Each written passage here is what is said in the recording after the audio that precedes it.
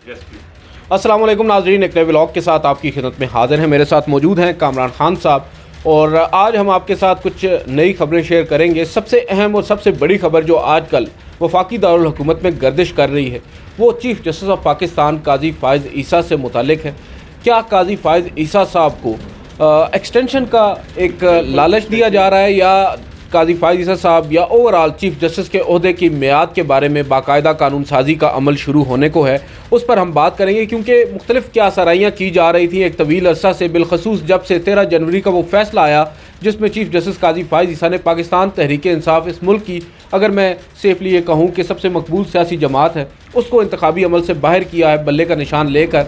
उसके बाद से भी कई ऐसे फैसले हैं जो एंटी PTI तस्वर किए जाते हैं। उन तमाम तरह फैसलों के जहन में रखते हुए ये बात समझ में आने लगती है कि आखिर वाकई में क्या चीफ़ जस्टिस काजी फ़ाइज़ ईसा का जो टेन्योर है उसको 3 साल किया जा रहा है। कामरान साहब, आप बताइएगा, इस्लामाबाद में ये अफवाहें गर्दिश कर रही हैं, क्या इनमें कोई सदाकत भी आपको नज़र आती है?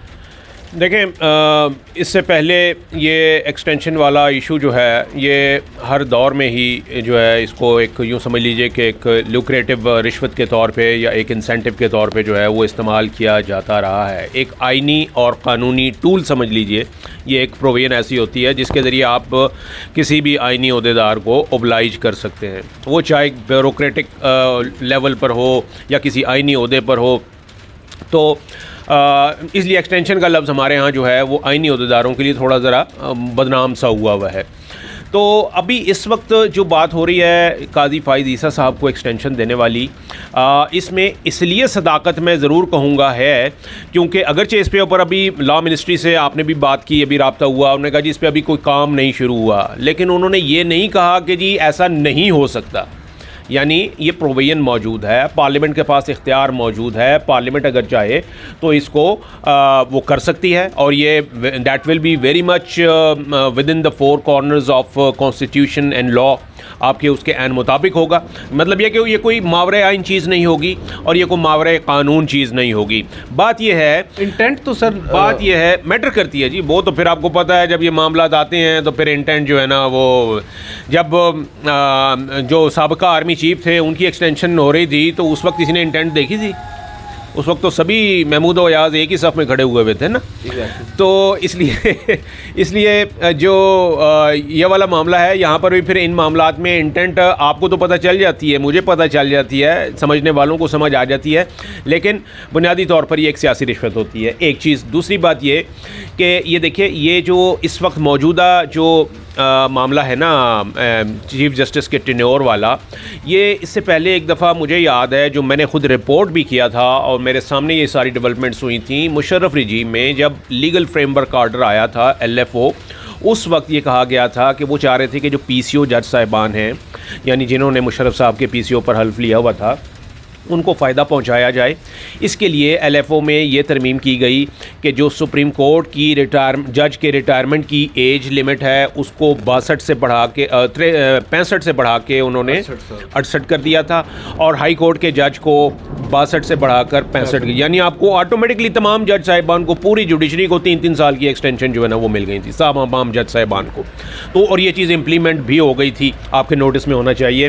फिर ये हुआ था कि बाद में जब पार्लियामेंट ने ये जो एक नया आईनी पैकेज जो है वो किया था, तो उसके बाद फिर एक अरसे के बाद ये रिवर्स हुई थी चीज़ें। उन्होंने कहा नहीं ये गलत था, ये तो वो फिर दोबारा वापस आ गए। तो कहने का मकसद ये है कि ये ऐसी कोशिशें पहले भी होती रही हैं और अब भी अगर ऐसी कोई कोशिश हो रही है तो हम ये नहीं कह सकते कि हाँ जनाब ये तो मतलब है हो सकती है, अनप्रेसिडेंटेड नहीं है, आप ये कह रहे हैं। माजी में भी ऐसा होता रहा है। और इसके बाद फिर ये देखिए कि ये जो इस वक्त जजों का, यानी ये टेन्योर वाला मामला और ये जो जजों का नया जो सिस्टम है ना, यानी जो जुडिशल कमीशन के तहत जजेस की अपॉइंटमेंट की जाती है, ये 18वीं तरमीम के तहत आपको मालूम है कि ये नया सिस्टम जो है वो आया था। इससे पहले एक दूसरा था, उन्होंने कहा कि नहीं जनाब ये जजों की जो अपॉइंटमेंट है ये होनी चाहिए। इफ्तिखार चौधरी साहब ने फिर 18वीं तरमीम के बाद जो है ना उन्होंने 19वीं 20वीं और 21वीं तरमीम भी करवाई। उन्होंने कहा कि नहीं जनाब इसमें जो है ना वो जज साहिबान जो है हमारे जजों की तादाद ज़्यादा होनी चाहिए जुडिशल कमीशन में। उन्होंने फिर अपने 2 मेंबरान जो है वो और ऐड करवाए थे, उसके लिए फिर दोबारा जो है ना वो 20वीं और 21वीं तरमीम हुई थी। तो अच्छा, इस वक्त क्यों कहा जा रहा है ये? देखें, काजी फ़ाइज़ ईसा साहब, आपने जैसे इंट्रो में कहा ना कि काजी फ़ाइज़ ईसा साहब के मुतालिक ये एक परसेप्शन डेवलप हुआ है, और जिसमें कुछ परसेप्शन नहीं तो शायद रियलिटी भी है कि वो उनका जो है वो कोई उनके लिए कोई पीटीआई के लिए उनके दिल में कोई सॉफ्ट कॉर्नर नहीं है कतई तौर पर। ये बात वो अपने जहाँ भी डेमोस्ट्रेट भी होता रहता है, नोइंगली और अननोइंगली और डेलिबरेटली और अननोइंगली।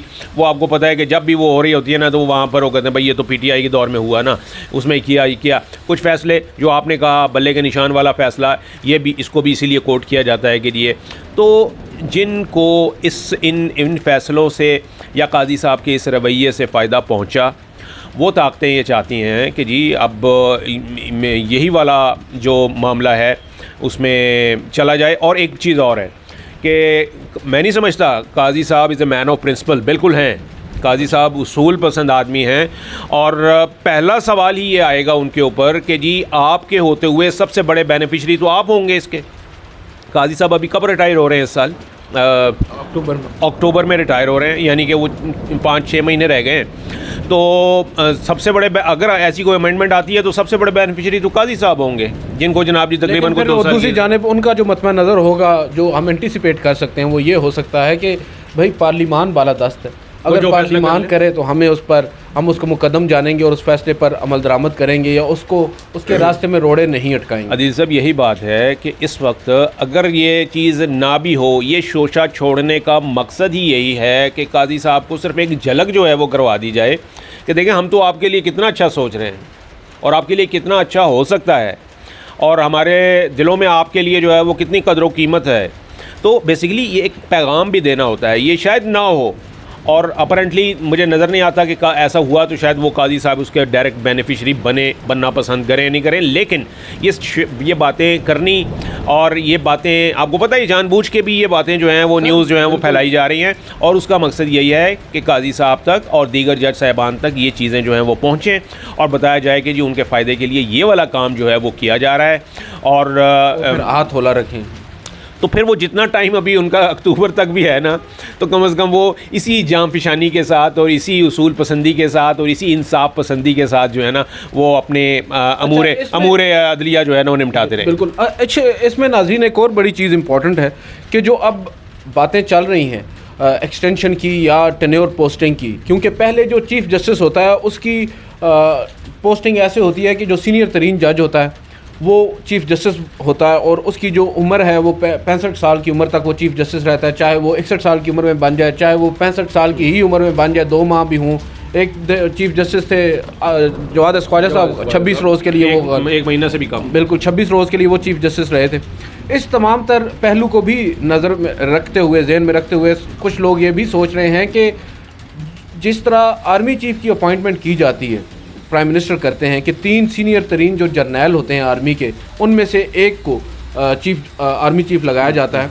तो ये भी एक तजवीज़ सामने आ रही है कि मुमकिन तौर पर उस तरमीम में जो आइन में की जाएगी ये भी कहा जाए कि अब 3 सीनियर तरीन जजेज़ में से हुकूमत को ये इख्तियार होगा कि किस को चीफ जस्टिस बनाना है। तो आपको क्या लगता है, ये इससे अदलिया की आज़ादी कहीं मुतासिर नहीं होगी? अगर आर्मी चीफ सर एक और ओहदा है, ये एक आइनी ओहदा है जो चीफ जस्टिस का है, और चीफ जस्टिस ने इंसाफ प्रोवाइड करना है, अदलिया उनके मातहत होती है, तो क्या ऐसे लोगों में भी पिक एंड चूज़ का इख्तियार होना चाहिए हुकूमत को? नहीं, ये बात तो ठीक है कि ये एक आइनी ओहदा है, और ख़ास तौर पर ये अदलिया की आज़ादी से बराह रास्त जो है वो जुड़ा हुआ मामला है। और पार्लियामेंट के ऊपर भी तमाम तर आज़ादी और सॉवरेनिटी के बावजूद एक कदगन हायल होती है कि उनको कहा जाता है कि जी आप कोई ऐसा फ़ैसला नहीं करेंगे जो अदलिया की आज़ादी से मुतसादम हो। बिल्कुल। तो ये वाली चीज़ आ जाती है। लेकिन आदिल साहब, जब ये लेजिस्लेशन अगर फ़र्ज़ करें कि आती है, इस किस्म की कोई कानून साजी आती है ना, तो उसके पीछे बाकायदा रीज़न्स दी जाती हैं, और वो रीज़न जो है ना वो बाकायदा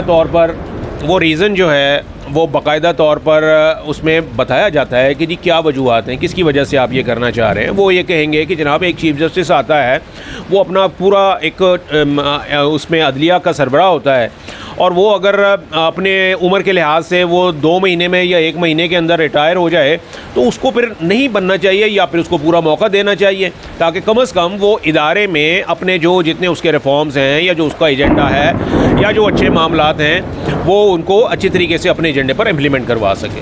बहरहाल कामरान साहब ने बड़ा ब्रीफली हमको समझाया है ये सारा इशू है क्या, क्योंकि माजी में कई मिसालें हमारे पास मौजूद हैं। आसिफ सईद खोसा साहब जब रिटायर हो रहे थे उन्होंने भी हमें कुछ इशारों किनारों में ये बात कही थी कि उन्हें भी बड़े घर की जो है वो एक झंडी दिखाई गई थी, आप कह सकते हैं कि दाना चुगने का कहा गया था। और साथ साथ कुछ लोग ये भी दावा करते हैं कि शायद जस्टिस आसिफ सईद खोसा भी ख्वाहिशमंद थे कि उनकी टेन्योर पोस्टिंग की जाए, उनके मुद्दत में इजाफा किया जाए। वजह यह है कि उनके मुताबिक उस वक्त सुप्रीम कोर्ट में दीगर काबिल जजेस नहीं थे। तो ये हर दौर में रहा है, हुकूमतों की जानिब से भी इनिशिएट किया जाता है, एक माहौल बना दिया जाता है और जजेस साहिबान को ये बावर करवाया जाता है। अब देखना ये होगा कि अगर लेट से इस को अमली शक्ल दी जाती है, ये तरमीम कर दी जाती है और 3 साल के लिए चीफ जस्टिस को अपॉइंट किया जाता है, तो अब जो लाइन में लगे हुए जजेस साहिबान हैं जिन्होंने चीफ जस्टिस बनना है, उनमें से कौन कौन मुतासर हो सकता है। सबसे पहले नाम आता है सर जस्टिस मुनीब अख्तर का। बिल्कुल रिटायर हो जाएंगे वो अगर ये फार्मूला अपनाया जाता है तो जस्टिस मंसूर अली शाह जब चीफ जस्टिस होंगे तो वो गालिबन रिटायर हो जाएंगे। उसके बाद जस्टिस आयशा मलिक का नंबर गो के जस्टिस याहिया अफरीदी के बाद आता है और जस्टिस शाहिद वहीद का भी। तो बज़ाहिर बहुत से लोग जो जजेस साहिबान हैं जो इस वक्त हम ख्याल भी तस्वर नहीं किए जा रहे, उन्हें ये पसंद नहीं आएगी, उन्हें पसंद नहीं आएगी। और शायद वो बहुत से लोगों का ये भी दावा है कि अगर ये तरमीम की जाती है तो इसका डायरेक्टली जो निशाना होंगे वही होंगे और उनको ही एक एक्सक्लूड करने का ये तरीकाकार अपनाया जा रहा है। क्योंकि एक बहस चल रही थी चीफ जस्टिस काजी फाइज ईसा का ओथ लेने से पहले कि मुमकिना तौर पर जो जूनियर जजेस सुप्रीम कोर्ट में एलिवेट होकर आए हैं गुज़िश्ता चंद सालों के अंदर, बिलखसूस जस्टिस गुलजार, जस्टिस बंदयाल के दौर में, उनको भी वापस भेजा जा सकता है। अब वो तो नहीं होगा क्योंकि अब काफ़ी अरसा हो गया उनको और इस वक्त अदलिया में तकसीम को मज़ीद वो झेला भी नहीं जा सकता। तो इसमें अब ये एक रास्ता नज़र आ रहा है, देखते हैं इसमें क्या आगे चलता है, मामला आगे किस तरह बढ़ता है। आज की इस वीडियो से इतना ही। मुझे और कामरान साहब को इजाज़त दीजिए। अल्लाह हाफ़िज़। Thank you.